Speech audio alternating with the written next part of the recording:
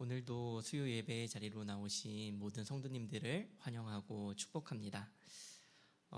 우리가 교회를 이제 어려서부터 다녔다면 빠지지 않고 듣는 성경의 이야기가 있습니다. 그것은 오늘 우리가 읽은 요나의 이야기일 것 같아요. 고래가 요나를 잡아먹은 이야기, 그런 흥미진진한 동화 같은 이야기로 우리의 마음을 사로잡았을 것이라고 생각합니다. 저에게 5살 된 딸이 있는데요. 벌써 요나 이야기를 좋아합니다. 그리고 막 해달라고 할 정도로요. 잘 알고 있어요. 아마 어려서부터 교회를 다니신 성도님들이라면 크게 다르지 않을 거라고 생각합니다. 그때는 그렇게 좋았던 요나서 혹시 지금도 좋아하십니까? 어려서 교회를 다니지 않으셨다 하더라도 상관없습니다. 요나서 이 내용 어렵지 않잖아요. 어떻습니까? 여전히 재미있으신가요? 유년기에는 좋아하지만 성인이 되면은 가장 잘 안 보게 되는 성경이 있다면 그것은 아마 요나서일 거라고 생각이 듭니다. 왜냐하면 이제 줄줄줄 외울 만큼 내용도 다 알고 있고, 그렇지만 이제 요나서가 실제 내용일까라고 하는 확신은 하지 못하는 부분도 있을 것 같아요. 정말 이야기를 들으면 동화 같잖아요. 그래서 아이들이 좋아하는 거잖아요. 특히 하이라이트에서 큰 물고기가 등장하고, 아마도 고래일 것 같은 그 물고기가 요나를 잡아먹어서 요나가 그 3일 동안 그 큰 물고기 뱃속에 들어갔다 나오게 되는 그 이야기, 정말 동화 같은 내용입니다. 정말 고래가 사람을 잡아먹을 수 있나? 아니면 또 고래 뱃속에서 사흘이나 사람이 살아갈 수 있을까? 그냥 피노키오의 이야기와 같은 그런 동화 이야기 아닐까라고 하는 생각이 우리에게 있을 것 같습니다. 하지만 성경은 우리에게 사실이라고 이야기를 합니다. 마태복음 12장 38절에서 39절의 말씀을 함께 읽어보도록 하겠습니다. 함께 읽겠습니다. 그때 서기관과 바리새인 중 몇 사람이 말하되 선생님이여 우리에게 표적 보여주시기를 원하나이다. 예수께서 대답하여 이르시되 악하고 음란한 세대가 표적을 구하나 선지자 요나의 표적밖에는 보일 표적이 없느니라. 아멘. 예수님께서 요나의 표적이라고 말씀하셨습니다. 요나 사건이 실제로 일어난 일이기 때문에 예수님은 요나의 표적이라고 말씀하신 거예요. 그리고 예수님께서 죽으시고 사흘 만에 다시 사셔서 부활하셔서 요나의 표적도 사실이며 예수 그리스도의 부활도 사실이라고 하는 것을 분명하게 보여주신 겁니다. 저는 기회가 닿는다면 당분간 앞으로도 요나서를 함께 나누고 싶은 마음이 있습니다. 그 나누고 싶은 이유가 있다면요, 요나서의 진실성에 대해서 증명하고 싶은 것은 아닙니다. 고래의 이야기를 하고 싶은 것은 더더욱 아니고요. 예수님께서 요나의 표적을 말씀하시고 보이신 것은 분명 이 요나서 안에서 우리를 향한 하나님의 메시지가 있다라고 생각하기 때문입니다. 그래서 오늘도 우리가 이제 요나서를 1절부터 3절까지 보았지만 함께 이 말씀을 통하여서 하나님의 말씀을 나누고자 하는데요. 우리가 이제 요나서를 보면서요, 요나가 누구인가라고 하는 질문을 가장 먼저 해보아야 한다라고 생각을 합니다. 요나가 누구일까요? 두 가지로 함께 나누어 보고 싶은데요. 첫 번째는 요나는 우리가 생각하는 것보다 위대한 선지자다라는 것입니다. 요나는 우리의 생각보다 훨씬 더 위대한 선지자였습니다. 우리가 요나 선지자를 굉장히 우습게 보는 경향이 있습니다. 깔보는 경향이 있어요. 왜 저렇게 하지? 그의 행동을 이해할 수 없다는 의구심을 가지고 바라봅니다. 멍청하고 바보 같은 사람으로 봐요. 날라리 선지자 정도로 봅니다. 어쩌면 요나서를 동화책처럼 여기고 성경으로 바라보지 못하는 이유는 어쩌면 요나에 대한 이해가 없기 때문일지도 몰라요. 열왕기하 14장 25절부터 27절은 이렇게 기록하고 있습니다. 이스라엘의 하나님 여호와께서 그의 종 가드헤벨 아미떼의 아들 선지자 요나를 통하여 하신 말씀과 같이 여로보암이 이스라엘 영토를 회복하되 하맛 어귀에서부터 아라바 바다까지 하였으니 이는 여호와께서 이스라엘의 고난이 심하여 매인자도 없고 노인자도 없고 이스라엘을 도울 자도 없음을 보셨고 여호와께서 또 이스라엘의 이름을 천하에서 없이 하겠다고도 아니하셨으므로 요아스의 아들 여로보암의 손으로 구원하심이었더라. 하나님의 말씀이 요나에게 임하였습니다. 요나가 여로보암 왕에게 하나님의 말씀을 전합니다. 그런데 그 내용이 아주 독특한데요. 축복의 내용인 겁니다. 하맛 어귀에서부터 아라바 바다까지 영토를 회복할 것이다. 영토가 넓어질 것이다. 라고 말을 하는 겁니다. 그리고 고난당하는 백성, 매여있는 백성을 여로보암의 손으로 구원하게 하실 것이다. 라는 하나님의 메시지를 전했던 것 같습니다. 축복의 메시지를 전한 것이죠. 당시 요나 같은 선지자가 없었습니다. 참된 선지자들, 올바른 선지자들은요, 회개하라고 외쳤습니다. 듣기 싫은 메시지를 전했던 거예요. 반대로 축복을 외치던 선지자들, 그 선지자들은 거짓 선지자들이었습니다. 하나님의 말씀이 아닌 자기 마음대로 듣기 좋은 말을 하는 그런 거짓 선지자들이었어요. 참된 선지자면서 참되게 하나님의 말씀을 전하면서 축복을 말하고 그것을 이루어지게 하는 선지자가 없었던 겁니다. 그런데 그런 선지자가 여기 있는 거예요. 요나인 겁니다. 여로보암 2세는요, 사실 하나님께서 보시기에 악한 왕이었습니다. 심판받아 마땅한 왕이었습니다.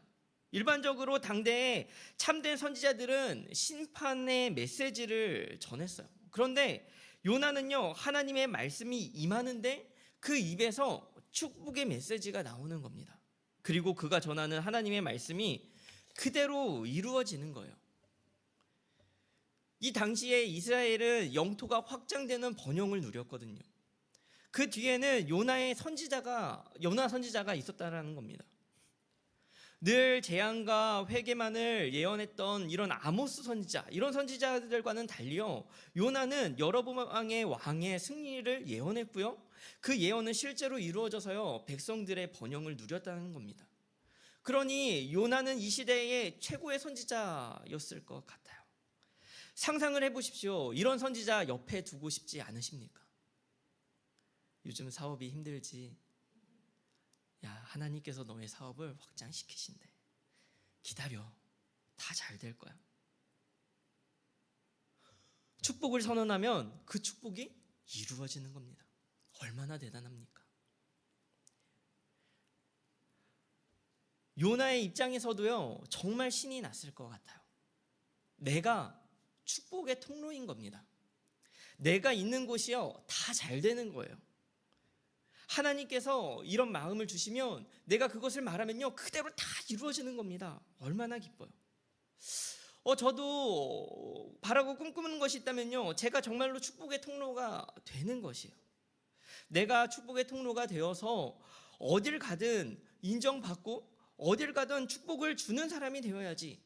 작은 말 한마디조차 힘이 나게 하고, 작은 말 한마디조차 그 말을 통하여 소망을 불러일으키고, 내 주변에 있는 사람들이 나를 통하여서 잘 됐으면 좋겠다라고 생각해요. 사실 우리의 삶에서 우리가 힘든 것이요, 나 혼자만 힘들어서 힘든 문제를 갖고 있는 것들은 아니잖아요. 내가 사랑하는 사람, 내가 책임져야 하는 사람, 가족의 문제, 나의 그러한 내가 사랑하는 그 사람들의 문제들도요, 다 어떻게 보면 나를 힘들게 하는 문제이지 않습니까? 나에게 기쁨을 주기도 하고 나에게 절망을 주기도 하는 중요한 요소들이 사실 내 주변에 있습니다. 그래서 우리는요, 우리의 기도의 수많은 제목들이요, 나 혼자 잘 먹고 잘 사는 것뿐만이 아니라요, 나의 자녀를 위하여, 나의 부모님을 위하여, 나의 이웃들을 위하여 우리가 함께 기도하는 거예요. 돌아보면 문제 없는 사람이 없고요, 해결해야 할 문제와 기도의 제목들이 다 있는데, 만약에 내가 기도할 때에 그 문제들이요 즉각적으로 다 응답이 되어 내 주변이 잘 된다면 얼마나 좋겠습니까? 얼마나 기쁠까요? 주변에서는 또 얼마나 나를 좋아해 주겠습니까? 모두가 환영하지 않겠습니까? 제발 나 한 번만 만나줘. 이렇게 아마 번호표를 뽑고 기다릴 것 같아요. 요나는요 정말 대단한 선지자였습니다. 왕이 주목하는 선지자였어요. 사람들에게 사랑과 존경을 받았을 것입니다. 하나님의 축복을 전달하는 선지자, 누구나 꿈꾸고 되고 싶은 그런 선지자였을 거예요. 예수님도 요나의 그런 이미지를 알고 계셨으리라 생각이 듭니다. 예수님께서 마태복음 12장에서 요나의 표적에 대하여 말씀하실 때에 정확히 어디 계셨는지 확인할 수 없지만 대부분의 사역이 그러하듯 갈릴리 지역이라고 추측이 될 것 같아요. 성경에 보면은 요나의 출신도 가드헤벨이라고 나오는데 그곳 역시나 갈릴리였거든요. 그러니까 갈릴리 지역에서 갈릴리 출신인 예수님이 갈릴리 선지자 요나에 대해 말씀하신 것은요, 단순히 요나의 표적뿐 아니라 그가 차지하고 있는 선지자로서의 명성도 포함한다라고 생각이 듭니다. 요나는 정말 위대한 선지자였습니다. 어쩌면 요나의 그 모습은요, 우리가 너무나 쉽게 생각하지만 실제로 그 요나의 모습은요, 우리가 마음속으로 바라는 모델이었을지도 모릅니다. 그에게 축복의 사람이라는 수식어가 붙었을 거예요. 그리고 요나는 이러한 축복 속에서 날마다 하나님의 말씀을 기다리고 또 기다렸을 겁니다. 하나님께서 이번엔 또 어떤 축복을 주시려나. 그러던 중 하나님의 말씀이 요나에게 임하였습니다. 그런데 이상한 거예요. 그날따라 하나님의 말씀이 조금 이상한 겁니다. 요나서 1장 2절은 이렇게 기록을 하고 있습니다. 너는 일어나 저 큰 성읍 니느웨로 가서 그것을 향하여 외치라. 그 악독이 내 앞에 상달되었음이니라 하시니라. 아수르의 수도 큰 성 니느웨에 가서 하나님께서 너희의 죄를 보셨다 라고 소리치라고 하는 겁니다. 요나가 어땠을까요? 지금까지 하나님께서 이웃나라에 가서 말씀을 전하라 라고 하신 적이요, 역사상 없습니다. 그런데 왜 가라고 하십니까? 왜 거기에 가서 소리쳐서 외치라고 하십니까? 하나님께서 이스라엘뿐 아니라 아수르도 그들을 자신의 백성처럼 보고 계신다는 것을요, 요나는 알았던 거예요. 하나님께서 그들을 자기 백성들과 같이 구원하시겠다라고 하는 하나님의 뜻이 요나에게 선포되었고, 요나는 그 뜻을 알았던 겁니다. 요나는 하나님의 사랑을 보았습니다. 그런데 요나는 그 하나님의 사랑이 마음에 들지 않았습니다. 그래서 도망치기 시작합니다.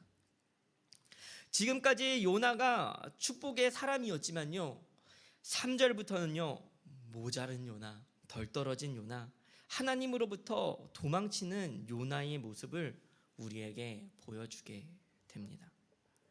3절은 이렇게 기록을 하고 있습니다. 그러나 요나가 여호와의 얼굴을 피하려고 일어나 다시스로 도망하려 하여 욥바로 내려갔더니 마침 다시스로 가는 배를 만난지라. 여호와의 얼굴을 피하여 그들과 함께 다시스로 가려고 뱃삭을 주고 배에 올랐더라. 여기서요 함께 나누고 싶은 두 번째, 요나는 누구인가 하는 이 두 번째는요, 바로 요나는 나다라는 것이에요. 우리가 요나서를 함께 보면서요, 반드시 기억해야 할 것이 있다면요, 그것은 요나가 바로 나라는 사실입니다. 축복의 사람 요나가 우리가 원하는 바람이었듯이요, 도망치는 요나 또한 우리의 밑바닥의 모습이라는 사실입니다. 요나서는 3절부터 요나서의 끝까지요, 요나의 모습을 고발하고 있습니다. 요나가 선지자로서 자격이 없다라는 것을요, 고발하고 있어요.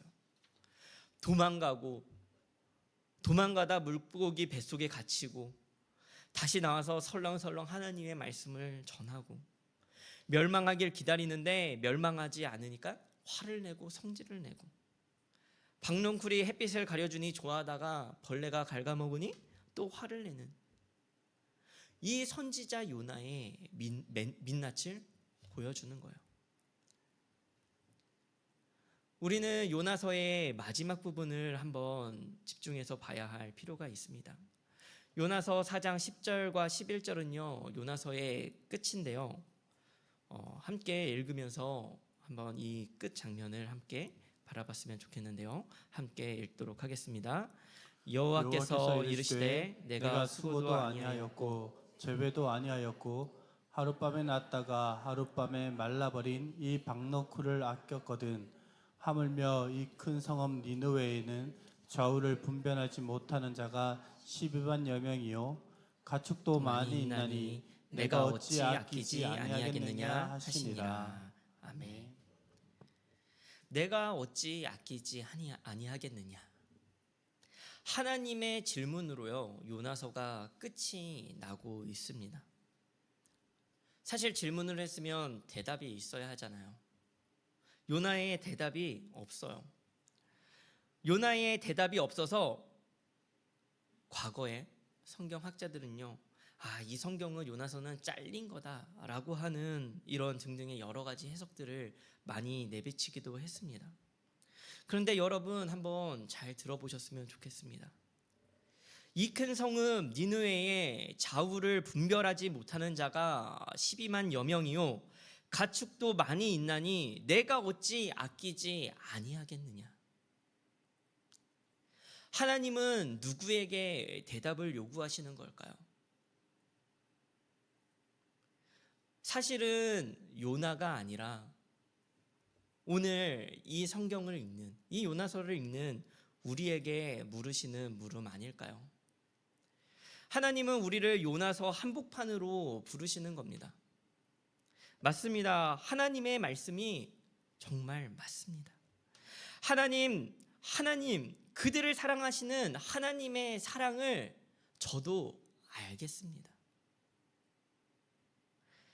하나님은 요나서를요, 우리의 대답으로 요나서의 마침표를 찍기를 원하시는 겁니다.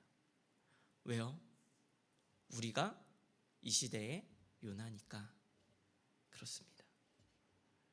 성경을 보면 볼수록 요나가 나 자신이라는 사실을요, 부인할 수가 없어요.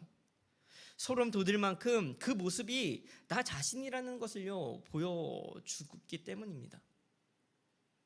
요나를 거꾸로 하면 뭐가 됩니까? 나요가 됩니다.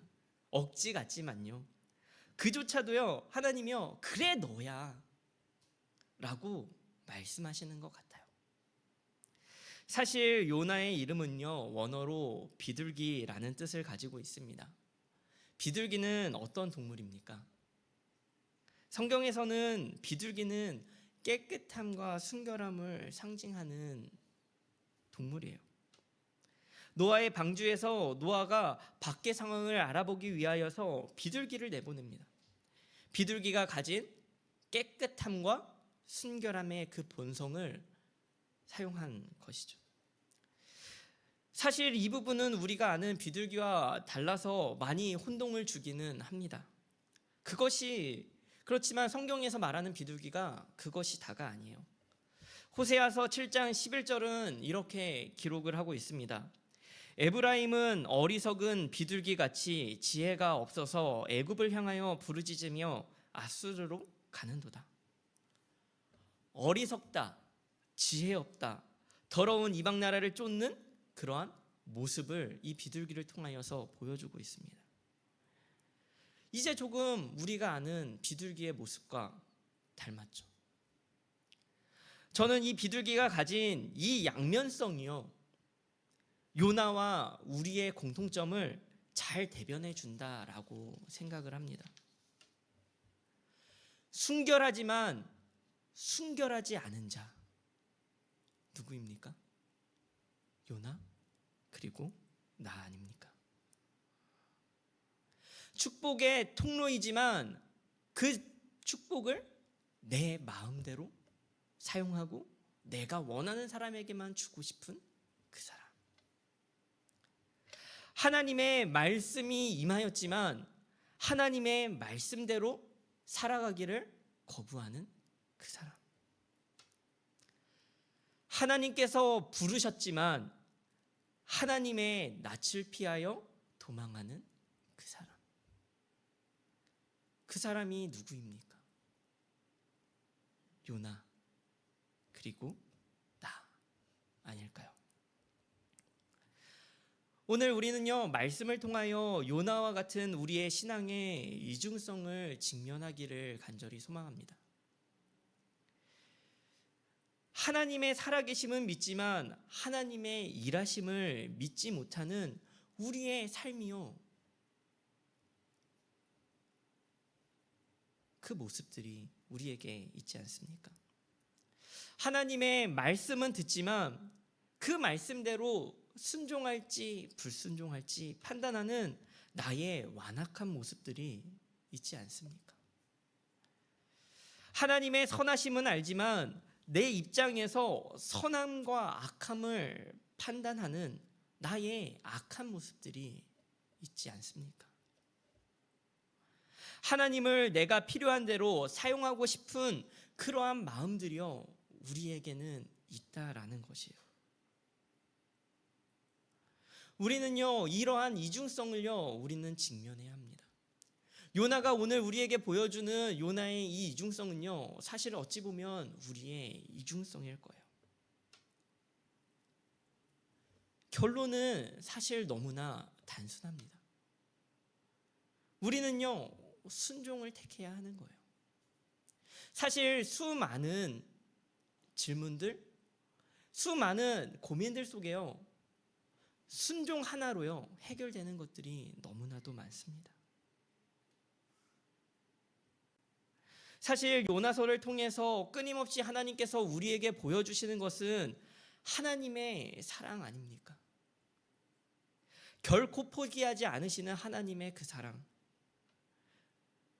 좌우를 분별하지 못하는 그 니느웨를 사랑하시는 하나님, 그 12만 명을 기억하시는 하나님, 가축도 기억하시는 그 하나님, 그 하나님이 니느웨만 사랑하시는 것이 아니라 우리도 사랑하신다라는 그 사실이요, 우리를 도망치는 그 자리에서 다시 하나님 앞으로 세우시는 것 아닐까요?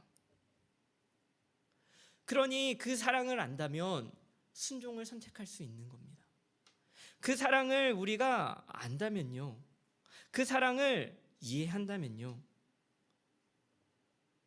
우리가 이 요나서의 마침표를 찍을 수 있는 거예요. 말씀을 정리하려고 합니다. 우리는요, 이 요나서, 이 요나의 이 아둔한 모습을 통하여, 이 요나의 이중적인 이 모습을 통하여 우리에게 가지고 있는 신앙의 이중성을 바라보기를 원합니다. 그리고 이 이중된 우리의 신앙과 우리의 삶 앞에서 우리의 시선이 하나님을 택하고 우리의 마음이 하나님을 택하여 하나님의 말씀에 순종하는 길로 우리가 선택하며 나아가기를 간절히 소망합니다.